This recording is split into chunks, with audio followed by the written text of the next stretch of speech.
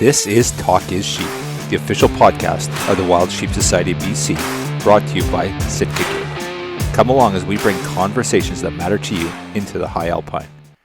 This episode is sponsored by our conservation partner, Frontiersman Gear. Thank you, Sitka Gear and Frontiersman Gear, for investing in healthy wildlife and sustainable ecosystems. Well, gentlemen, here we are, Sheep Show 2025. We're Friday afternoon. It's almost drinking time. It's less than one club's opening up in about 3 hours here. Yep. John Mogle, President, Fierce Firearms. Great to have you on. President? Did I got that right? Yeah, President, CEO. President, CEO. Yep. Chief Bottle Washer, like I call myself. Yep. So, yeah. Yep. Don't forget I've did every job that everyone's had there, so whatever that is. Yeah, that's awesome. Well, welcome to the podcast, John. Big fan of Fierce. You guys are going concern in British Columbia. I'll tell you, Omer Precision Optics is putting out a lot of Fierce rifles, and the feedback's been phenomenal. Phoned a Fierce, and it's been great rifle, and just really super keen on the brand. So I want to learn more about what you guys are doing. And actually, the one thing I'm more interested in anything is I've been following your stuff, listening to the podcast, so kind of more interested in the genesis of the brand than anything. And I know that Fierce is John Mogle. That's pretty well documented. So I'd love to hear the story a bit, John. Oh, well, yeah. If you listen to the podcast, I think one of them's dedicated to that. But no, just it's fantastic. The company's grown. I started in 2000. I left Christensen Arms in 2012, and when I originally left, I had the Rosini distributorship, the over-under and side-by-side shotguns, which we also sell in Canada and distribute up there. So we have all of North America. So I had that deal and decided to part ways with Christensen Arms, and also started Fierce a year later. And so love Canada. My first original partner was from Canada, was from Quebec. He approached me and had a really fantastic machine shop. Made a lot of stuff for Bombardier and whatnot, and kind of went to him with some designs on what to make, and it was a great partnership. And in 2020, I bought him out, and now we are making everything in Utah, in Redmond, Utah. We're making our actions, all our carbon parts, everything. So that's been fantastic, mainly so we can control just supply, right? Right. It's tough. Supply chain can be tricky, especially when you're dealing with another country, even as great as a partnership as that was. So that's a little bit of the history, not to dive into all the other stuff, but that's just a brief overview. And right now we have a general manager, Rob Dykeman, over in the eastern part of Canada, and he's doing fantastic. You met him last year at the show. Yeah. And our Canada market just keeps growing. So and our Precision Optics, Omar's a big part of that. He's our biggest dealer. We've got some great dealers in Canada, though, but he's definitely our biggest. And I've known him before with my days at Christensen and whatnot. So he's obviously got one heck of a business he's got brewing right there in your backyard. So. Well, a couple things. Well, let's talk about Omer for a second. It's funny. The first spotter I bought, I was like getting into sheep hunting. I was kind of new, and I didn't, and I was looking around at, it was at the time Swirl Glass. I was buying a spotter. I was like, okay, I'm looking for this ST X. I can't remember exactly. It was a 65 mil. And so I look, and I'm like, oh, there's this distributor, and he was all over the forums in the day. Like back in the day, there was all these hunting forums. So. Yeah. And his handle is Rubber Fist, by the way. I'm just saying that. That was just threw him right under the bus. That was his handle on the forum. And of course, Omer's is like an amazing writer, right? He's a super talented guy. So there's this spotter. He's like, oh, where do you go? I'll go see Omer at Aroma. And then I'm like, okay. So I find him on the forum, and then I'm like, I call him, and we're talking, and I'm like, yeah, this is it. Like, this is the guy. His pricing's good. He's knowledgeable. He's supportive. And I order the fucking spotter, and then I look, and it's like from Aroma Foods, and I'm like, Aroma.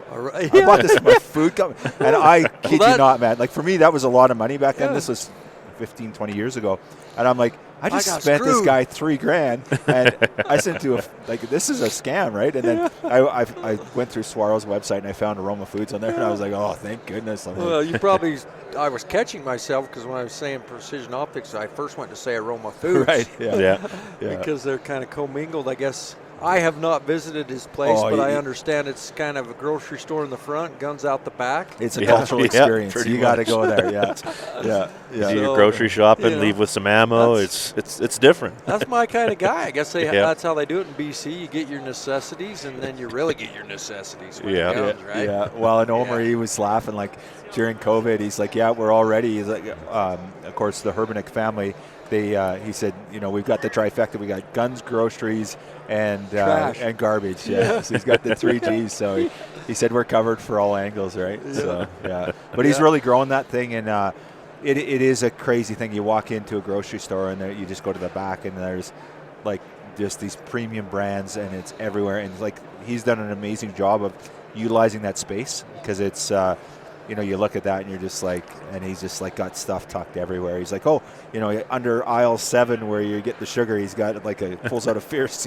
You're just like, I'm exaggerating obviously, but he's done a phenomenal job. And the cool thing for us in BC, John, is that everyone goes through there when they're sheep hunting. Like if you're going to go hunt stones or dulls, or you're going to the Yukon or the territories, nobody's going to drive the territories normally, but you're going to drive right through there, and he's literally like 100 feet off the main drag that everyone goes sheep hunting to. So you go into the mountains, you need something, and Omer's there, he's got it, and he's kind of become something you like. And like you think about location, you're like, you want to be in the big city. I think Omer's location's brilliant. It's perfect. Yeah. The nice thing about Omar, just like all of us aspire to give the best customer service we can, that guy does what he says, and just watching him at the show deal with customers, both him and his son, you want to trust, like you said, you want to trust people you're buying stuff from, and even though it says Aroma Foods, even though he's selling you toilet paper, the guy, he'll take care of you on the binos too, and the Fierce rifle. So, no, he's great. They've obviously, their business keeps growing with us every year, so I imagine all his brands are the same way. Yeah. And he's doing something really good, and just to be bragging on Omar, because he's kind of what brought us together. He brought us up to the show and got our contact, but man, he loves sheep, and he's passionate about hunting. The first time I met him, we went to Saskatchewan whitetail hunting. I was friends with James Hetfield from Metallica, and had a couple spots, and I wasn't going to film him. I'm like, we'll bring Omar over. So he came over, and just, first time meeting him, and just enjoyable. And he's so passionate and into it. And obviously he is with sheep as well. And so good stuff. He is an intense dude, man. Like I get on, and I don't know what it's like because our relationship would be different, of course, right? Like it's just a different relationship.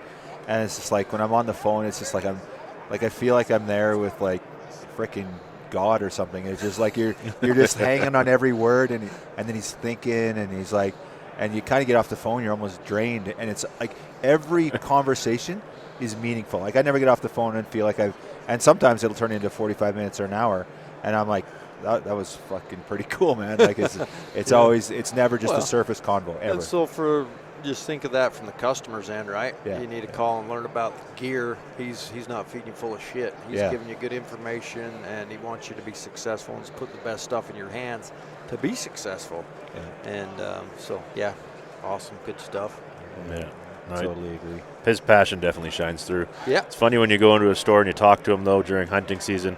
He always refers to himself as the bridesmaid, never the bride, because he gets all the stories as you go through, but never the glory. Yeah, because the guy won't leave work to go hunting. He's addicted. Well, and he's a hell of a hunter too. And actually, he's kind of an adult onset hunter. Like Homer didn't really grow up doing a ton of hunting, right? Like I'm not saying he did a little bit, but the mountain stuff, he kind of really. But when he got after it, man. Like killed some great stuff, but he's just so bloody busy and successful now. But hopefully Jackson will fix that for him. But I don't think it's going to sort it out. I think it's going to be the same thing, right? He'll just keep growing and growing and growing. Yep. So.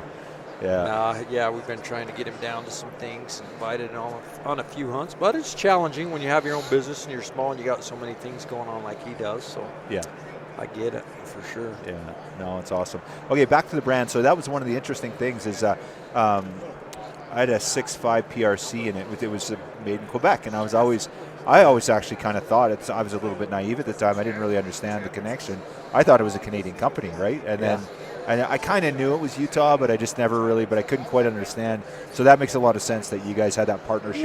Yeah. Hughes approached me at SHOT Show. Fierce Firearms was already rolling, and I think I've told the story on our podcast, but I'll tell it again. You know, tall dude, bald, and he came by SHOT Show my first year displaying his Fierce and Rizzini. Came by and he said, he broke in English because, you know, they speak French in that weird part of your country. Yeah. And anyhow, you know, broken English, hey, I want to be partners. I'm like, who the hell is this guy? And of course, leaving Christensen Arms, I had a lot of guys who wanted to be partners, but I wanted to try and do this thing on my own, but didn't really necessarily, everyone can always use money.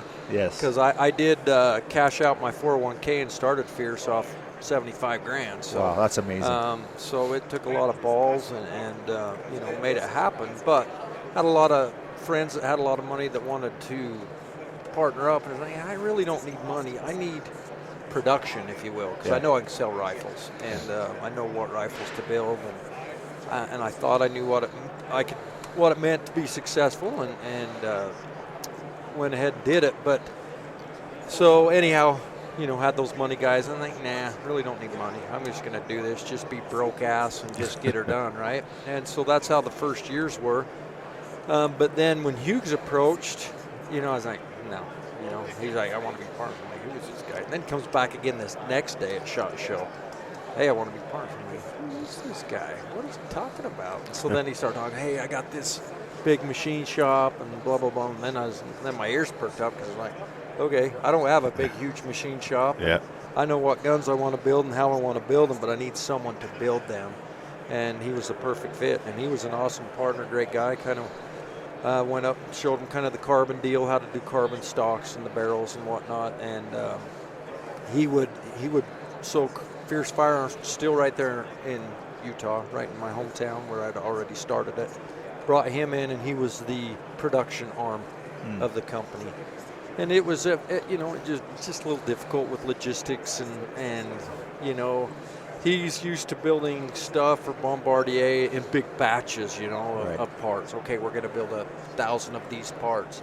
So it was kind of that way with firearms. So he would ship us guns down every, you know, twice a month, and it might be all 7 mags when I needed all 300 Ultra Mags, or I needed a bunch of 300 Ultra Mags, 7 mags, and only a few of the stuff he sent. And so we were always dealing with customers. It was just a little bit of a logistics pain in the ass. And so, but it worked well, and the business grew. And like I said, it's a great partner. But in 2020, company was growing quite well. I approached him, and he was a stud. And I said, hey, I'd love to buy you out. And he said, no problem. And that was always the fear when you're partners with someone is, okay, it's going to be a big fight. But the guy's a total gentleman stud, made it really easy. And so parted ways, gave him a bunch of money, and Fierce Firearms was 100% back to my hometown. Started in my house, then to a small business, and now we're in a big building, and we just keep adding on. So you look at those, you got that small, you started from your house, you cash in your 401. If someone said, go start a gun company today with $75,000, people would laugh them. And like when you think of Fierce, you can't even imagine it. So what's the success in the evolution of it? Is it the division on the product? Is it marketing? Obviously it's a good product. Like obviously you don't get there, and it's good marketing too, but and there's obviously a strong vision, strong will to succeed. But what do you think the key to your success has been, John? I mean, I think, like with any person, and even the conversation about Omar, I think it comes down to how you're built. And I'm built a lot like Omar, just work my ass off from sun up to sundown, do what it takes to win, and especially you never really experience it until you have to, meaning, okay, I no longer work at Christensen Arms where I started there when there was 2 employees, and you know, pat myself on the back or not, I was the main man, and I grew it to 50 some employees when I left and doing really well. And so that company grew quite well when I was there. So I learned I learned the business. I Right. learned what to do. So I knew I could do it. But when you don't have any money and the only money you have is 401k and you cash that out and you've got a family, 3 boys, all still, still in the house. None of them were out. I mean, they were all right in the middle of raising kids. You kind of have to. And I Right. think us as humans, once your ass gets pinned to the wall or your back's against the wall, I think we find a way to figure stuff out. And that's part of it, but just how I'm built. I just think people, we're all, built to survive, and when you have to survive, you can do things. And I knew a lot of the industry, knew a lot of people, Right. and that helped. And just you can say luck, but I think you make your luck. I don't buy that at all. I just don't. Obviously there's luck along the way, but that's one small, tiny part we of it. grew a little bit every year, and the Rosini partnership was a key part of it. Right. Being able to get that distributorship, and people say, how's Rosini tied in? I used to go over to the European SHOT Show, if you will, and you'd meet all these different companies, and got to know, I liked over-under shotguns, and just really noticed that Rosini was great, and got talking to them, and got that distributorship. Their factory's right next to Beretta there in Italy, so it's a great small family business as well. And that once I got that distributorship, when they said, hey, we're looking for a new distributor, do you want to do it? I'm like, yeah, I think I do. Then I also had that, Right. There's a little to security help me, there. a little security, exactly. Yeah. So once I nailed that, I was like, okay, let's go do this. And my wife's a big part of my success. She was there all along the way. She was my biggest cheerleader, and that's super important. Yeah. So that's a little bit that's involved, and I just have phenomenal employees, and I've got 3 boys, 2 are involved. I'm hoping the third one comes back. He's off doing his own thing in sales, but it's funny as businesses grow, and in this industry, we see it every day. Everyone's always hitting me up. You going to sell it? You going to sell it? Why would I sell something I love to do every day and that I have put my blood, sweat, and tears into? And so it's funny, though, because you're seeing companies all around us in this industry, in this building. They're selling, they're cashing out, and it just scares me to see what those companies become after that happens. Yeah. And I'm just, so that's just a little bit of, my history and where I'm at today. But no, Fierce is fantastic, and we're growing, and knock on wood, we've been very fortunate, been blessed. How important is the vision part of it? So obviously you left Christensen Arms, you had all that experience, you grew the company, so you obviously have a good business background and understood that angle of it. But how important is the vision? And that said, is it where you want it to be? Has it exceeded your expectations, or are you still? Vision's everything, right? You gotta know where you're driving your car. Where do you want to go here? And so I've had a pretty aggressive vision, and I have talked to my management crew. I've got pretty ambitious goals, and I'm always coming up with new things that they're trying to stay with me on and things like that. But I think it's everything. You got to have a vision and know where you want to go, and have a roadmap of how you're going to get there. And as far as did I think I'd be here in 12 years? Yeah, I do. Maybe even a little more. Is that right? Yeah. That's awesome. So I mean, but it's been fun. Yeah. It's been fun. Talk a little bit about the innovation side of things. Obviously, you guys haven't sat still. You don't rest on your laurels. You're always moving. Where does the innovation come from? Is that again from your vision?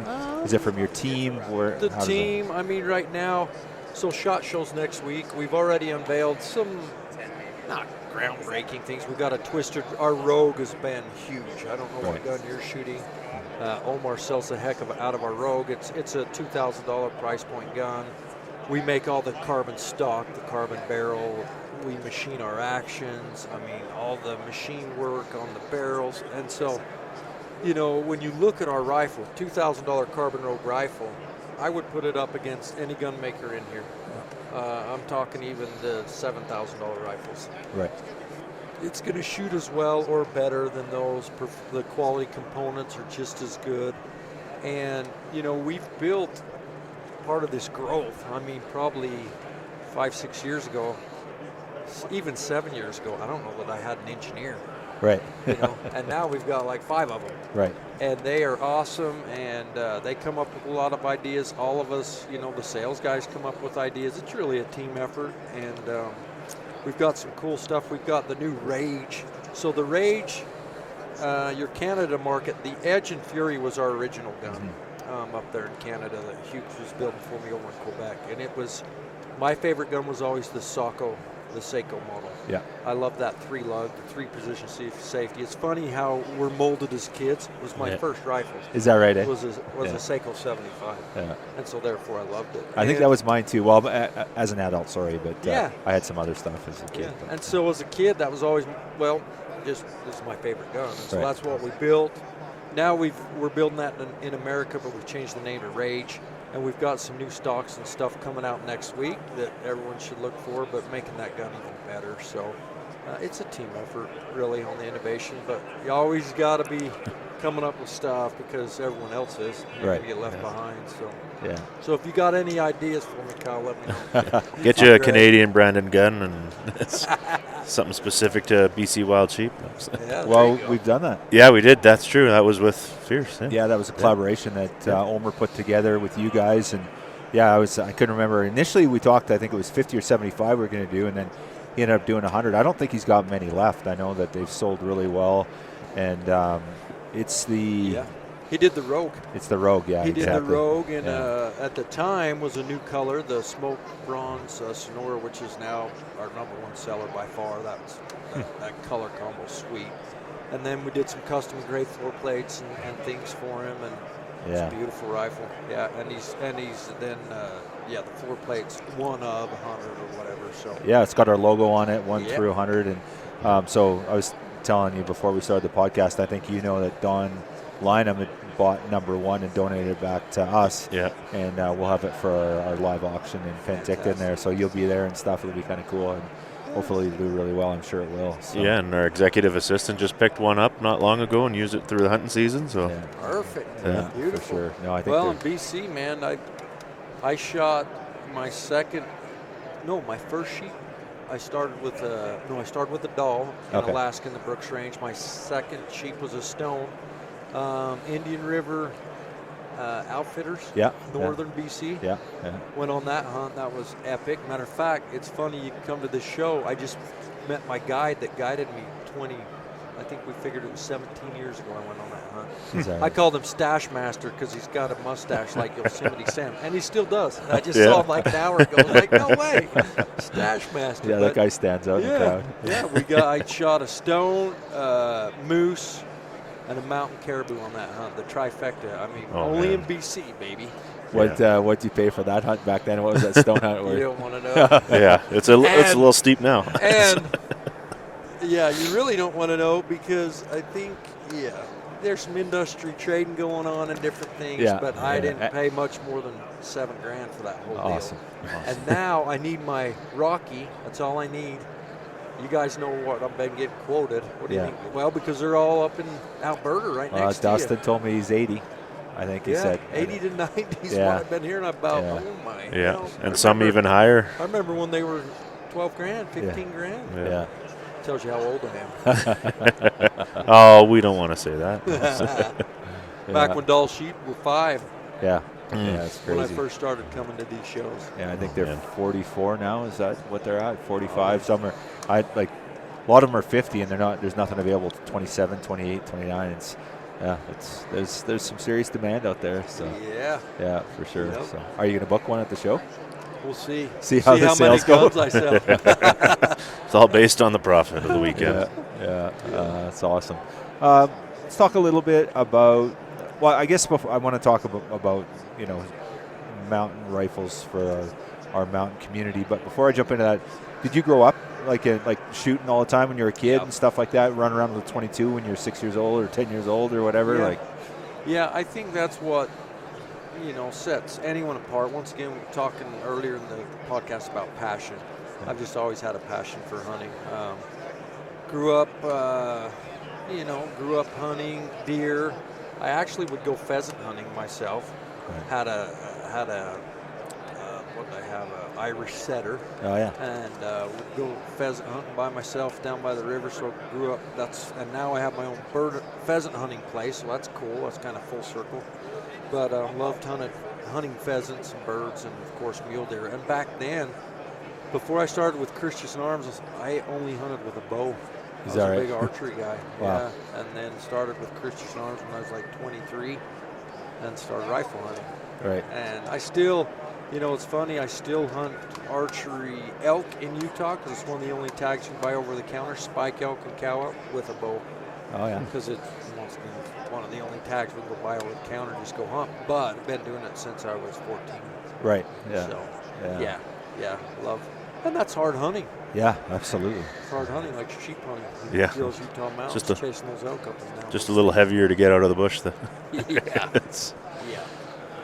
Yeah, so I grew up in this world. I live in a small town, Utah, which is up where you guys live. Actually smaller than some of the towns I've been in up there, so Yeah, that's awesome. Well, I love that small town boy, and to a huge successful corporate organization that's doing so well. It's pretty cool. So thank you. Yeah.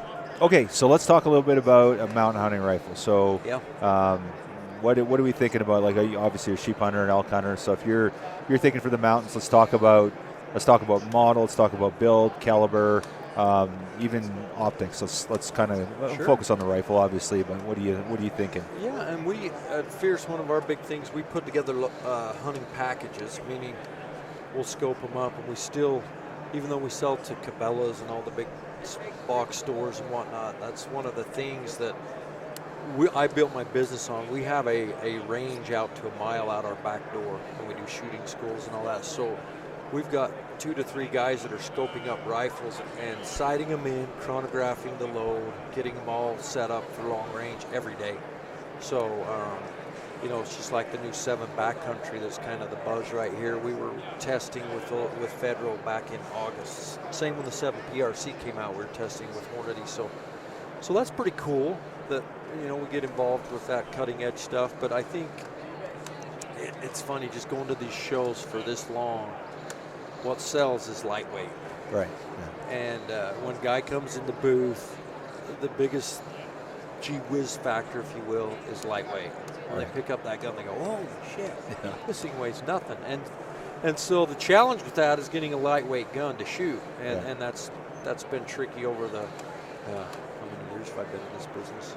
30 years in this business. So anyhow, it's just getting them to shoot. And nowadays with the CNCs and different things, that's much easier because of the tolerances and, these fancy machines we can spend millions of dollars on to do all that. And so that gap's really closed as far as quality products in the rifles. Sure, there's little niches like our carbon fiber parts. We feel like we do ours better than anyone else, and so on and so forth. But lightweight's the key. And how do you get lightweight? You're seeing some companies come out with aluminum actions, with steel inserts and different things, because obviously aluminum, if you have aluminum on the bolt, there's not enough strength there, so there's some things they can get around. Titanium's been a big one in the past, and we're still just titanium. So to go to an ultimate mountain rifle, it usually is built with some kind of titanium action, is what we do. And just with the coatings nowadays, an inherent problem with titanium is they're a little sticky when you run your bolt. Right. But nowadays, and a new thing at Fierce, we're armor lubing the action, the bolt, the entire thing, so it's just smooth as glass. So that solved the problem, but that gives you the lightweight. And then our carbon, as you see, once again, I've been doing this for so long, but now you go to the SHOT Show, which is next week in Las Vegas. It's the big industry show where all the manufacturers are. Even 5 years ago, the Brownings, the Weatherbys, the whoever, the bigger boys, if you want to call them, that have been around forever, they didn't have guns that looked like mine. Right. Nowadays, everyone does. Yeah. And that's probably a good thing, right? Well, it's good for the consumer for sure. Yeah. And so it's become a little trickier. It's a little more competition, but there's a lot of nice rifles out on the market today for sure. And so a mountain rifle, I think it's got to have carbon, titanium, shorter. Canada, you guys can't shoot suppressors still up there, right? Correct, Maybe it'll yeah. change. You got some new things going on politically. I'm Maybe. not holding my breath. I love the way I love your optimism, John, but I'm not holding my breath. I don't see suppressors ever making it.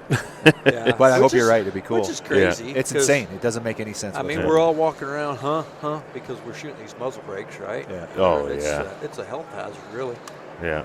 But in America, everything's trending shorter barrel, shorter too, for the suppressors, because you can get a suppressor now in a week to 2 weeks approval when it used to be a year. Right. And so the suppressor boom's happening, and I'm happy because once you shoot with one, it's unreal. It's so quiet and changes everything. And anyhow, so shorter barrels, which gives you a lighter rig. We have our Mountain Reaper, which folds up, that you can put in your backpack. That's a sweet-looking unit, eh? Yeah, it is sweet. And that gun has exceeded our expectations. I mean, it's probably, I don't know if it still is today, but at one point it was the lightest chassis gun on the market. Wow. I mean, we were at 6 pounds with a solid chassis platform. You could get under 6 pounds, like 5.8, depending on the length of barrel. And then it folds. So that Mountain Reaper, I feel, is a perfect mountain rifle. Mm-hmm. And then any of our titanium guns, which every model has a titanium version. The Rogue, the Rival, the Rage. Right. So I gear them. We're geared towards lightweight. Right. Yeah. We're geared towards the mountain hunter. So for an average guy, like a guy that's shooting a couple hundred rounds a year, not a guy that's shooting a couple thousand rounds a year. So goes out, sends them downrange, and going hunting. Is there a spot where you're like that rifle's too light for you? It's just you don't shoot enough to control the muzzle, and just or is it, with the technology and everything we have today, can anyone shoot it and just go out and pick up a 6 pound rifle and go and do a good job? No. So one of the first hunts I went on when we still do film hunts and put them on YouTube, but I have had a TV show on just until 2 years ago since 2001.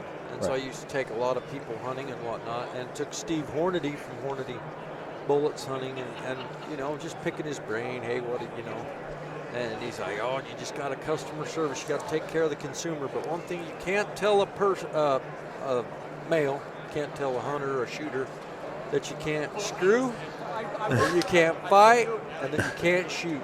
Those are the 3 things you can't tell a guy. He's probably right? Yeah. Yeah. The whole offensive. So that was, makes us laugh, but it's true. If someone calls in and you're just listening to them, you're like, dude, you can't shoot. But you cannot say that. Yeah. Because you can't tell someone they can't shoot, even if it's true. Yeah. But in a lightweight rifle, technique and breathing and all these things we teach in the shooting school just magnify themselves. The lighter the gun, the harder it is to shoot accurately. Yeah. Why do you think all the world record competition guns are 30 pounds? Because they don't move. Yeah. It's so heavy, all you got to do is snuggle in behind it, adjust your tripods, and then it's just trigger control at that point. Yeah. Lightweight gun, you breathe too heavy, your friend next to you moves, it seems like your gun wiggles, right? Yeah. So these lightweight guns is very challenging to shoot accurate. So that is a little bit of a concern, especially with a company like Fierce, where we guarantee such a tight accuracy guarantee, and then all of our guns are super light, which are hard to shoot. Yeah. So to answer your question, not everyone can shoot, and it's tough. Does that accuracy guarantee present challenges when you guys get phone calls from people that can't shoot, trying to get their money back? It's a blessing and a curse, right? Yeah. So you go and set this guarantee that's probably the industry's best, especially in our price point. You'll see other guns with half MOA accuracy guarantees, but they're probably $5, $6, $7 grand. But yeah, what we found out was, hey, sometimes we have to rebarrel a gun, and that's just normal. I mean, even in this industry, Kenny Jarrett, remember the Jarrett rifles? If you came to this show, you don't see him out as much anymore, but he's kind of one of the first guys that was in here selling high-end, super accurate rifles. And I remember talking to him, and he's like, look, I can't build every gun to shoot, to my guarantee. He says, I'm rebarreling guns. It's just the nature of the beast. And I learned that early on, and that's true. Everyone's rebarreling guns. Now, there's a factor there, a return factor, if you will. We're less than 1.5% of guns that don't shoot. That seems like a low number, but that's still, you know, when you're building a lot of guns, you're still rebarreling some guns. But what we learned early on when we gave that guarantee, we were super easy with it. So we'd say, hey, Greg would call in, hey man, got this gun, doesn't shoot. Yeah. Oh, okay, Greg, send it in. We'll shoot it. And we'll shoot it 2 or 3 different flavors of factory ammo through it. Oh shit, this gun shoots a 1/2 inch. Well, pretty soon, lots of guys are sending them in. Because why? They learned that fears would go find their load for them and find out what shot 1 inch and let us cover the expense. Oh, geez. And so it got a little out of control, and so now we've kind of had to tame it back. It's like, look, our gun is guaranteed, these accuracy guarantees with appropriate ammo. You need to try different factory ammo. You need to try good custom ammo on the market. We make our own Dirtnap ammo.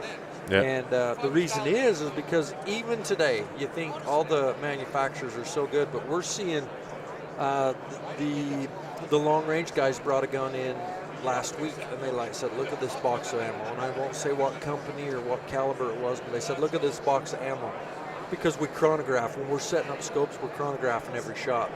And you're trying to get the smallest deviation of spread in your speeds. Yeah. You know, if you can get 5 feet, 10 feet, that's awesome. 20 feet's acceptable. Well, when we're seeing some factory ammo 200 feet out of the same box, it ain't good. And so that gets challenging. So when a guy calls in and says, hey, my gun doesn't shoot, we walk him through some stuff. Hey, did you just go shoot one brand of ammo? Yeah. Go shoot some more. If it's not shooting after a couple tries of different factory ammo or whatnot, you know, we'll take care of you, send it in, and let's look at it. But even then, a lot of times a gun will come in, our guys will go shoot the gun, and they're like, here's 2 groups first, you know, with this ammo, 2 groups under our guarantee, and okay, send it back. Yeah. And sometimes we rebarrel them, but we want to take care of the customer, but it is tricky and challenging. Oh, I bet, yeah. There's a lot of factors in accuracy, so. Yeah, for sure. Let's go back to them. So I walk in and I say, I know you sell direct to, I'm not going to walk into your factory and buy a gun, but I'm going stone sheep hunt, I'm going to my first hunt. What are you going to send me? What model, what caliber, what scope, what are you sending me sheep hunting? Today, as of today, if you'd have asked me 2 months ago, my favorite rifle, everyone's different, because we have what we call the old school guys. They like more of a traditional rifle, a traditional pistol area where they grip and all that stuff, cheek piece. There's those guys, and it's funny just being here at the shows. Guys walk in, you'll hand them, hey, here's this model. Oh, I hate that. Oh, here's this model. Oh, I love this. So it just depends, but the younger crowd is steering towards the long-range pistol grip. Right. And my favorite rifle has been the CT Rival. CT stands for carbon barrel titanium action. And our rival is our 2-lug action, not the 3-lug that we started with in Canada. And just so people know, I have 2 actions. I have the original 3-lug action, which used to be the Edge and Fury made in Canada, very similar to a Socko footprint. And before I bought Hughes out, I had to prove to myself that we could build guns. And so we built in America a 2-lug action. Still has a 70-degree bolt throw, but it's built more like a Remington style blueprint, if you will. So we have those 2 models. The Rogue Rival are the Rem 700 style, and the Rage is the 3-lug. I like the Rage. So in the past, 2 months ago, I would have said the CT Rival XP with the detachable mag was my favorite, with a 22-inch barrel and a suppressor. Now, let's take out suppressor for Canada. But still, a shorter barrel, even up in the backpack, and you guys know, you put your gun in your pack, you're walking under the trees, you got a long barrel that's hitting the trees, about knocking you over. It's annoying. Yeah. Long barrels are annoying. And today, with all the rangefinder stuff, you don't need the speed like we used to think we did 20 years ago. And that was all about speed. We can compensate for the drop. We still have plenty of energy to kill stuff. So I think even in Canada, short barrels are more popular nowadays. We're seeing that trend as well in Canada as the orders come through. But today, I would say the CT Rage, once again, carbon barrel titanium action, the Rage, the 3-lug action, And I really like, we have this standard traditional stock. The Rage is still there and still strong with the traditional grip stock, but we just came out with an LR. It's the vertical pistol grip. It's got the adjustable cheek piece, so no matter what scope you put on it, you're going to get a positive cheek weld on that rifle, so you're looking straight down the scope, which is all part of accurate shooting. And then, and it's a push button. All you do is push the button and you can adjust your cheek piece. We got a side port or Nix brake. So today, my sheep rifle is the CT Rage Long Range, the LR, with our new stock, and we're actually announcing that next week, and we'll have it at SHOT Show. So cool. And that's our premium gun. Why is it our premium gun? 3 lugs is better than 2. It's a control round feed action, which is that bullet comes up out of your mag, it gets right in your bolt face, so you're not going to have your bullet jumping up out of your gun like you can in a 2 push feed gun. It's got a detachable mag box, which all of us love, especially Canadians, because don't you have some laws that you can't have any bullets in your gun, so everyone keeps it in the mag. The clip's a big deal. When they see the deer driving down the road, they hear them pop it in and then shoot it. But you're legal. So the detachable mag's a big deal up there. And then we have now a Swiss Arca rail connection, and we've got the bipod rail out front. And Swiss Arca rails are becoming more and more popular because guys are shooting off tripods more often. Right. You can set your gun up on that tripod, just leave it there as you're glassing or spotting, come back to your gun, and really, of course, there's going to be wiggle, but very popular to shoot off tripods. And we have that Swiss Arca rail part of that, and it's streamlined and very sexy. That gun, that new stock is sexy. So that's our premium gun, and it's like $3,500, and our most expensive gun, $3,500, and it's the CT Rage LR. And of course, I want to sell the most expensive gun. It's the best one. There you go. Yeah. But I would compare it against any gun in here that's double or triple the price, and you'll get just as good performance. It'll feel just good in your hand and will look probably better than theirs. Right on. So, good stuff. And the caliber, what are we shooting? I'm shooting 7 PRC. I know there's this new 7 backcountry that's out, but it's a little new. Ammo's got to get out. We've been doing some testing for federal. It is going to be badass. We're seeing in the 7 PRC in a 20-inch barrel, 28, 30 feet per second. In the new backcountry, same length barrel, 200 feet per second faster. We are seeing that. We've been testing them, and they're making that in some good bullets, the Terminal Ascent in the 170 and the 175 Tip Fusion. So I think that's going to be the new popular thing this year, but it's a little early to tell if Federal's going to be able to get out the ammo and do their job. But if they do, that'll be a great caliber too. But as of right now, I'm building me a 7 PRC. Awesome.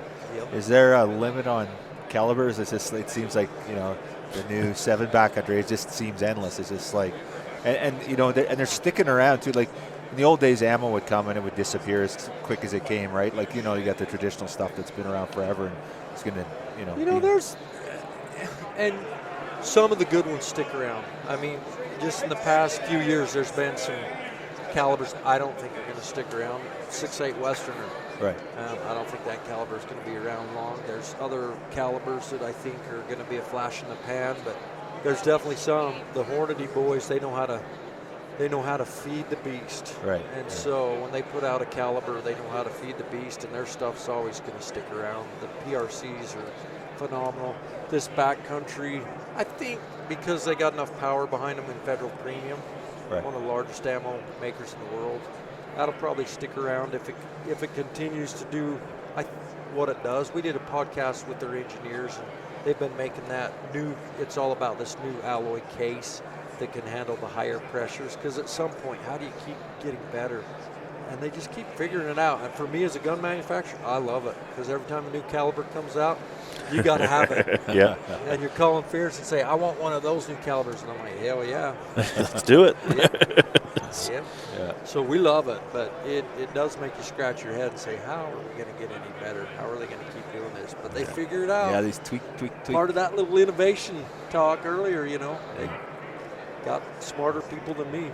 Yeah. Do you guys do any ammo stuff in the factory there? You have a side of that as Good well? question. Yeah, we have a Dirtnap line, and we are working right now with your government to get it approved to come into Canada. Awesome. And we're real close. I think we're within a month We started that right before COVID, and then COVID hit, and as you guys know, you can't get any reloading components, brass. But now it's up and rolling really good. Barnes Bullets is just up the street from us, and they've been going through some ownership changes. One of those companies that is, not quite what it used to be, but still a great company. But you see those changes, and we're getting a lot of great employees from Barnes, and we've got a couple of them heading up our ammo department. And we're expecting big things from Dirtnap ammo from Fierce Firearms in the next few years. Has that side grown a lot for you guys? Has it been kind of surprised it's starting you on the growth? to. Yeah, we just really started going about 3 months ago hard, and we still can't make enough ammo. Is that right? But we build it by, if you will, by hand. Yeah. And we're not using big machines, so it's expensive, but we can control 10, maybe 15 feet per second deviation per shot in your shot spread and in your speed, which is everything in accuracy and especially in long range shooting. Right. And the people that know that, and the people that don't should. Yeah. Because ammo is probably more important than the gun, honestly. Right.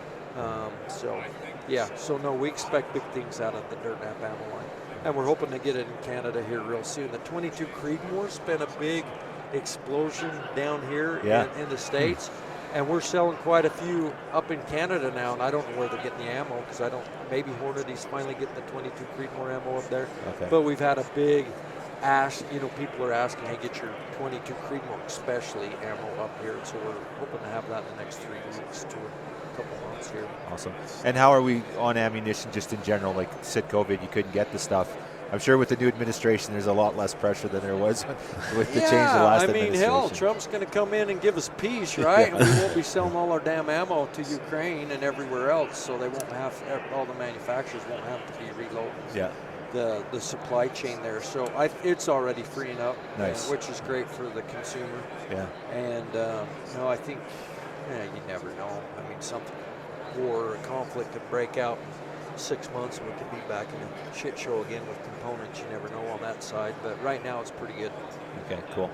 Just a slight drift here, but Dirtnap Outfitters, is that you guys? Is that? Yeah, so that's my son and a couple of his buddies with my lodge. So we already do long-range shooting schools, and it's been really successful, almost to the point where it's like, oh, shoot, we don't want to book that many because it's becoming, because I like to be involved in them. I got a couple key guys at Fears, Courtney, and my son Gage, and a few other employees are involved, and we do that on weekends. So it's like, oh man, how many of these we want to book? We want a life, you know what I mean?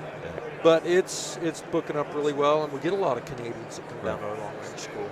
And part of that, I built a new lodge just about 10 miles from the place that I mentioned, Pheasant. I built a lodge to host all these shooters. Right. And with that, it's on a farm, and we do pheasant hunts. So we do a pretty cool thing in the fall. It's called Wing and Ding. Guys can come in and shoot long range for a day at our factory where we have out to a mile and beyond where they can come and shoot. And then the next day they're hunting pheasants. Pretty cool. And then my son, they've got their guide license, so they do some guiding. Mountain lions, mule deer, elk, stuff like that. In Utah mainly. Yeah, right on. Yeah. Well, let's talk a little bit about the school. So probably the best case scenario is go out, figure out which firearm you want, buy the gun, and come to school and learn how to shoot it. Yeah, a lot of guys come.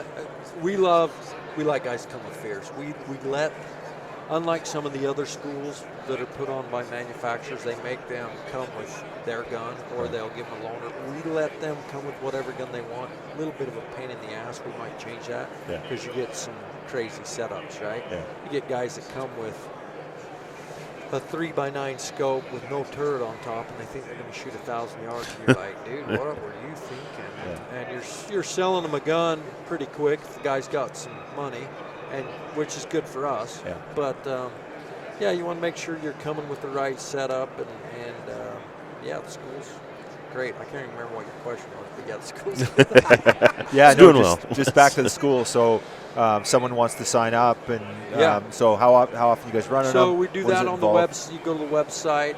We do about 8 classes, and right now we're just doing a level 1. We started doing a level 2, but we're just trying to find level 2 is where we want to go up on the mountain. Right. And so we're trying to get some private property leased or whatever where we can go set up targets and do a lot of cross-country shooting. We do a little bit of that in level 1, but level 2 would be even more advanced. But we're mainly doing level 1 classes. We just go through wind, your setup, really trying to teach guys how to be up to date, how to go in and program rangefinders to work with your gun, how to chronograph your gun. And a lot of guys don't even know how to do that. Nowadays it's so easy with all the equipment out there with the new Garmin chronograph and all these different things. So we just go through a lot of that. We also go through practical shooting positions. Right. You know, because not anyone, but a lot of guys can shoot off a bench. Right. Well, let's put you down on sticks. Or let's put you down on a bipod, or let's get you sitting down and try and shoot 500 yards. It's a different story. But that's what happens out in the field. You know, you get all kinds of different scenarios where you've got the grass might be too tall, you can't lay down, or you don't have a tripod or whatever. So we go through those scenarios, but it's really effective, and we get a lot of positive feedback. We stay at my nice lodge, so it's a big cabin, and we have great food and cooks, good camaraderie. Yeah, they're awesome. Like I said, it's very, very good for us. We do a little bit of a mini factory tour in that, and so people always really like that. Yeah, it's good stuff. So and we get guys from all over the world. We've had guys from Mexico, Canada, out of the country. So they come in on a Thursday. Okay. It's all day Friday and Saturday. Okay. And they leave Sunday morning. So they're getting Thursday, 3 nights and 2 full days of instruction with all the food, and it's $2,000. So it's a hell of a deal. That's awesome. Yeah. We had some guys come down from Reliable Guns last year. Yeah. For sure. Nick Chi and those guys. Yeah. Good guys. It's awesome. For sure. Great guys. They came down and it's fantastic. They drove. Is that right? Yeah. I think if I came down, I might do that too. It'd just be awesome. Such a Utah is such a great state. Yeah. That would be a pretty drive. Yeah. All across the country there. Yeah. And how do you find guys' proficiencies when they come in and they've maybe never done any long range stuff, and then they start shooting? You see a pretty significant change. We do. It's a lot of the problem with long range shooting is opportunity. Right. A lot of guys just don't have anywhere to go shoot. Yeah. And even if you do, really to be effective, you got to have a partner. You've got to have a spotter, right? I mean, you can go out and shoot, but if you don't know where your bullets hit, you're wasting time and ammo. And maybe you can get creative and record it in a phone scope with your spotting scope. Go watch your back. I mean, I know guys that do that, but you can be proficient real quick.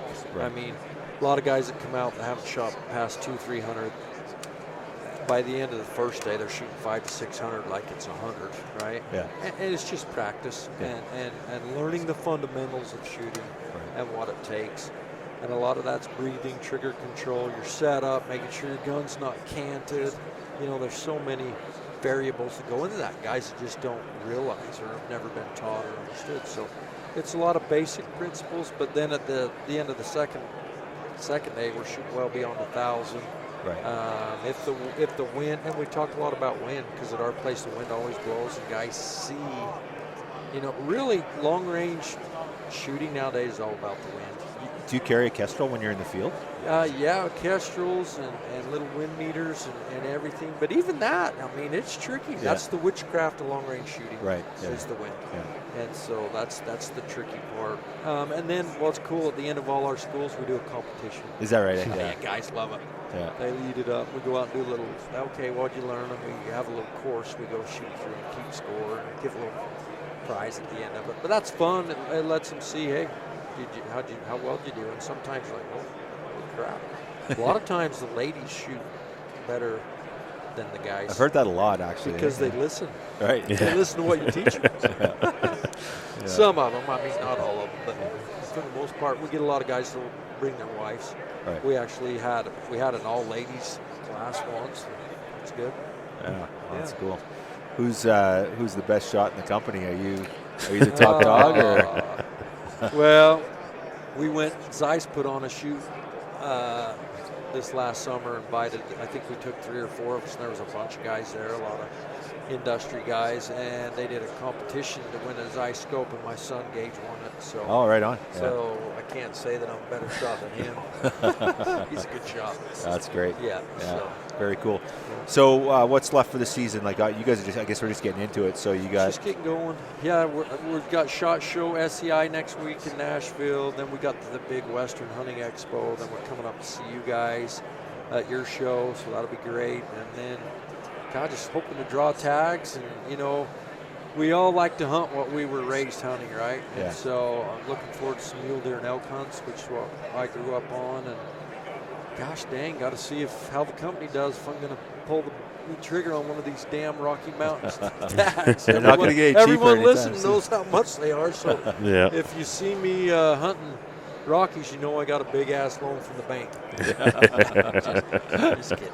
Yeah. But no, it's fun. Last year I shot an elephant. That's always been a bucket list item. Yeah. I was listening to the podcast. You were over there. What did you take over? You took a 375, and then you took a 4. Took 375 H&H from Fierce, because Yeah. we make those in our bolt guns, and shot my Cape Buffalo with that. And then Rosini had them make me quickly when I started, because I've always dreamed of double rifles, the 470 nitros and the 500 nitros. Yeah. They make the best priced double gun on the market. Shot my elephant. It was intense. Is that right? Right between the eyes at like 30 yards. No. Just Oh, dropped it geez. like a sack of crap. It's on YouTube. I'm going to have to go find that one. Yeah. But it was awesome. I had a couple buddies there too. One of them shot same with the 470 nitro, big 80-pound tusk, huge trophy, and then another buddy shot with the 375 H&H. Wow. Dropped ones. It was intense. It was as good as I thought. Is that right? Yeah. Yeah. And we were with a great outfitter where there were elephants everywhere, so that's Nice. cool. Yeah. And I know a lot of people don't like shooting elephants, but when you see what that meat does, you change your tune. Yeah. And The we drove that damage. around to all the yeah. freaking villages and stuff. Yeah. And it's weird. They feel like that elephant meat is magic. They feel like it's going to cure all their Is that right?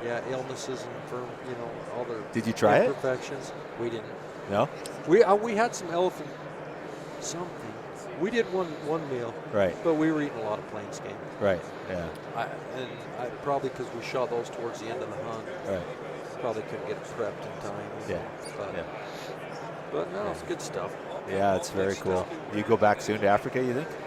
I love Africa. I shot a leopard. I need a lion. I'm not lucky like you guys for my big 5. You guys get to bring them back, right? Yeah. U.S. we Oh. can't. I think I can't. Something just changed there. I actually think they'd maybe just banned it too. Did they just ban it for you Yeah, guys I think too? like this last fall or something. Something just happened there. I'm speaking out of my ass here a little bit. I remember Joe sending me something saying that pretty sure there's something going on with that too. So Yeah, damn it. Yeah. Well, yeah, no, Africa's awesome. Yeah. It is. It's a good place. Every time you pull the trigger, you're just adding that on your bills. It's Yeah. expensive. Yeah. People think it's cheap, which overall it is, and it's an unreal experience, but it gets expensive fast. Yeah, it starts cheap, and then they catch you at the end. You're like, oh, I shot those? Uh-oh. Exactly. But no, everyone needs to go to Africa, just like they need to go to BC, right? yeah, absolutely. So besides sheep, how's the rest of the animals up there? Is mule deer No, so or well, we great, just had CWD show up, so it just knocked itself on its door. And obviously, it's probably been there a while, but we got our first detection this fall, and we've only had 3 or 4 cases now, but it's obviously there now. So Idaho's popping up there now and stuff. So yeah, it's coming. So it's going to be, and the mule deer. I'd say BC hasn't maybe managed their mule deer as good as they could. Alberta did a better job managing them. They had some great bucks and really good opportunity, like to take big deer there, and BC just doesn't have the caliber, I don't think. So. Yeah. But and I don't think it's going to get any better now that CWD's here. So. But you got a little bit of everything to hunt. Oh, it truly is, like, for biodiversity and Paradise. stuff. It is amazing, but we keep seeming to fuck it up somehow. I don't know. It's frustrating. So yeah, like you care deeply and stuff, but it's just like, and could be a little critical of the government here.